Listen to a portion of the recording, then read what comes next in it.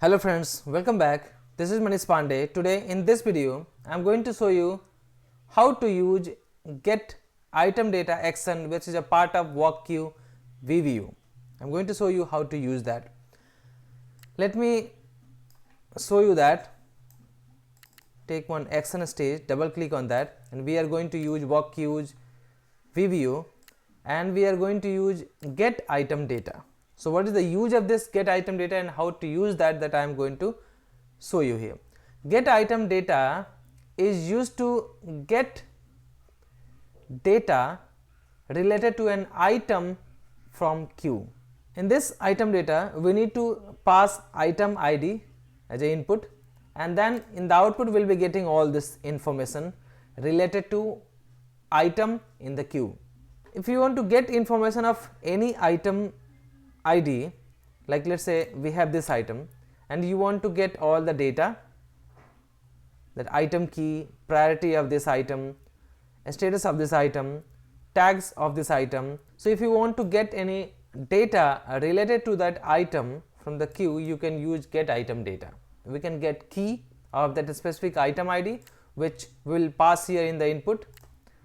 We'll get priority, status, attempts, work item, attempt work item, loaded date time. It means when we have loaded that item ID to the queue, deferred date time, completed date time. It means when that item was completed, or like when that item was marked as an exception. Exception region. So if that is exception, so what is the region? If it has any tags, so it will give you the tags, and in the data collection it will give you all the data. It means let's say we have one queue item and it has multiple fields, so like order quantity, order number, like that. So these are the data you will get here. So these data related to this item ID we can get, and the condition is there is no condition. It means we can get data even that item is logged or not logged. So there is no condition, right? Now I am going to show you how to get item ID. Let me show you. So we have 3 items which is exception. So I am going to show you the item data for these exceptions. You can also take item data related to the completed also, any item ID if you have. So first I am going to take one, double click here and work queue, and we are going to get all the exception items. So these exception items will have in the collection. Let me pass here the queue name. So we have, this is the queue name, and in the output we will store in one exception items collection. Now click OK. So we have this exception items. Now let me link this here with this start. This is not a part of this one. I am going to show you different things. Let's say I am going to put here start and get next item. Now we have this collection, so all the data will be getting in this collection. Let me show you.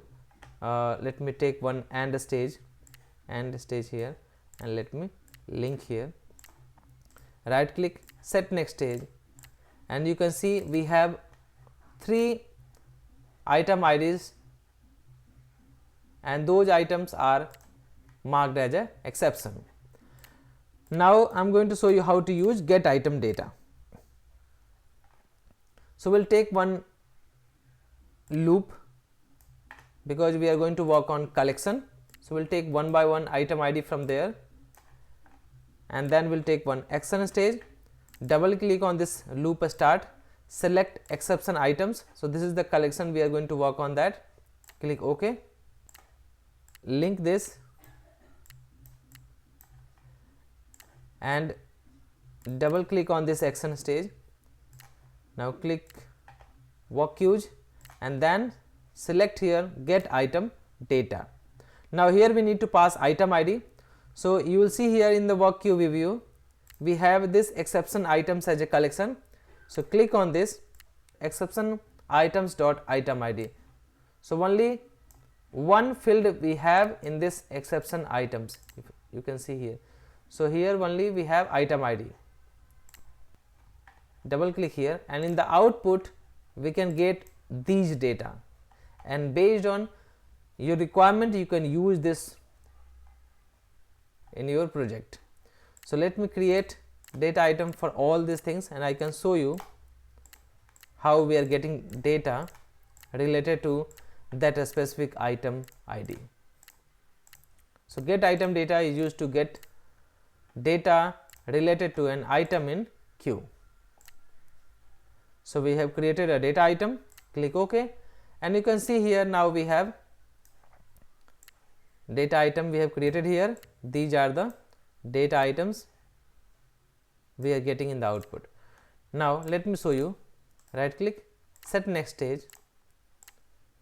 So we have 3. Now we are going to loop through one by one item id. Item id we are getting here in this one. So one item id we are taking here, and then you can see all the records of that item id. So the first item id here, this one, for this one we have work time, that is 47 seconds, something like that, and deferred date time, so we don't have anything because this is the exception, and we have exception region, that is Centrix login not successful. We have key, that is 124. So based on this key you can identify your item id. So this is the item id, and we are getting data for this one, 124, right, this one. Now we have a status, that is system exception. We have attempt, work time is 47, same. Completed date time, no, because that item was not completed, that item was completed with exception. And this is the tag, tags was updated like this, and this is the attempt, so that was the first attempt, and this is the loaded date time. It means on a specific this date time we loaded that queue, we loaded that item. So we added this item to queue on 10th of February on this time, and this item was completed with exception on this date, 11th of February on this time, and we have the data stored here in the data collection. We have order number, product code, unit cost, quantity, and customer number and priority, right? We have these data. So by this way we can loop through here, and we can, now you can see we have business exception now. Now third number is this one. Now we have different tags, exception time, everything is different. So by this way we can get data, get item data related to that specific item id, and that can be a completed items also, that can be exception item also, or that can be a logged item also. You can, instead of using this, you can also use get next item, and it can give you the data.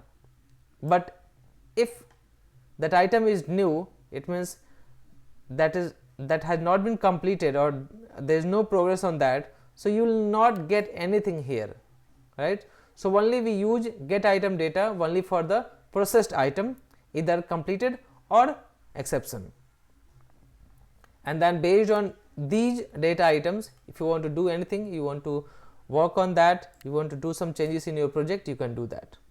So I hope you learned something. If so, please like this video, and please subscribe the channel if you have not subscribed yet. Thank you so much for watching this video. Please share this video with your friends as well. If you want to learn UiPath RPA, then you can visit my YouTube channel, youtube.com/UiPathRPA. If you want to learn Blue Prism from Udemy, so I have created one course for Blue Prism RPA complete course on Udemy. So you can go there and you can purchase that course, and you can get the certificate from there. I will enter the referral code and the link in the video description. You can go through that. I hope you like that one. Thank you so much for watching this video.